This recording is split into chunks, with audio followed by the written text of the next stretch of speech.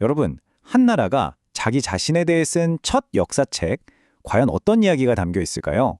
오늘은 일본 최초의 역사서들을 통해서 그들이 과거를 어떻게 기억하고 싶어 했는지, 즉, 역사의식이라는 개념을 아주 흥미로운 분석을 통해 파헤쳐 보겠습니다. 바로 이 질문에서 오늘 이야기를 시작해볼까 합니다. 한 국가의 첫 역사책은 그 민족에 대해 무엇을 말해줄까요? 이게 단순히 옛날에 이런 일이 있었다 하고 나열한 기록이 아니라는 거죠. 그 이상의 무언가가 담겨 있습니다. 과연 뭘까요? 네, 그건 바로 역사의식을 들여다보는 창이라는 겁니다.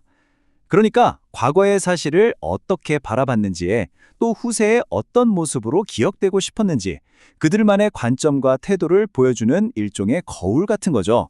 오늘 우리가 함께 살펴볼 이야기의 핵심 키워드라고 할 수 있겠네요. 자, 그럼 이제 구체적인 예시로 한번 들어가 볼까요? 첫 번째 주자는 바로 일본에 현존하는 가장 오래된 책, 고사기입니다. 고사기는 8세기 초에 완성된 책인데요. 일본 최초의 역사서로 알려져 있죠. 여기서 중요한 건 이게 그냥 개인이 쓴 책이 아니라 국가가 주도해서 만든 프로젝트였다는 사실이에요. 근데요, 이 책을 분석한 저자가 진짜 놀라운 주장을 해요. 이 책 내용의 대부분이 사실 기록이 아니라 설화라는 겁니다. 설화가 뭐냐고요? 쉽게 말해서 역사적인 팩트보다는 우리가 이렇게 믿었으면 좋겠다는 의도가 담긴 이야기, 뭐랄까 신화나 소설에 더 가까운 거라고 생각하시면 돼요. 저자의 비판이 정말 날카로운데요. 바로 이 인용문이 핵심을 찌릅니다. 국가적인 역사 편찬 사업치고는 지나치다 싶을 정도로 역사가 실종되어 있다. 아니, 국가가 주도해서 만든 역사책인데 정작 역사는 빠져 있다? 정말 아이러니하죠.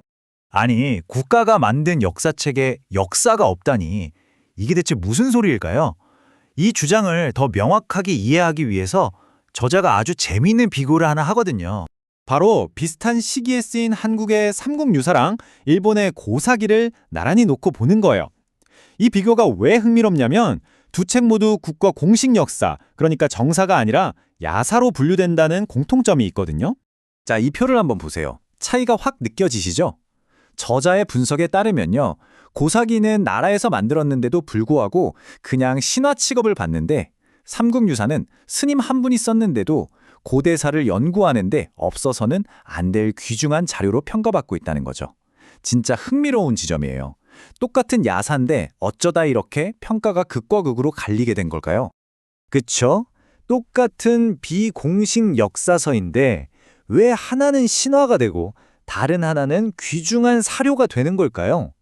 이 질문에 대한 답을 찾으려면요, 이제 일본의 또 다른 역사책으로 눈을 돌려봐야 합니다. 자, 이번엔 고사기가 아니라 일본 최초의 공식 역사서, 바로 정사인 일본서기를 살펴볼 차례입니다. 그리고 여기서부터 이야기가 훨씬 더 재밌어져요. 생각해보세요. 고사기는 비공식 역사서, 야사였으니까 신화가 좀 많았다고 칠 수도 있잖아요. 근데 일본서기는 국가가 공인한 첫 정사란 말이에요. 그럼 당연히 훨씬 더 객관적이고 사실에 기반했을 거라고 기대하는 게 정상이겠죠? 그런데 저자의 분석은 바로 그 기대를 와장창 깨버립니다. 놀랍게도 이 일본서기에 오히려 신화적인 요소랑 의도적인 창작이 훨씬 더 많다는 거예요. 와, 비공식 역사서보다 공식 역사서가 더 만들어진 이야기에 가깝다니 이거 정말 충격적인 지적 아닌가요? 아니, 대체 왜 이런 일이 벌어진 걸까요? 저자는 이 이상한 현상 뒤에 역사를 기록하는 방식에 대한 아주 근본적인 철학의 차이가 숨어 있다고 설명합니다. 그 중심에는 수리부작이라는 원칙이 있습니다. 한자 뜻 그대로 전하되 짓지 않는다는 건데요. 이건 역사가가 가져야 할 가장 중요한 덕목으로 여겨졌어요. 그러니까 있었던 사실을 왜곡하거나 꾸미지 말고 있는 그대로 전달해야 한다는 거죠. 당시 중국과 한국 역사가들이 공유하던 뭐랄까 하나의 신념 같은 거였습니다. 이 표를 보시면 모든 게 딱 정리됩니다.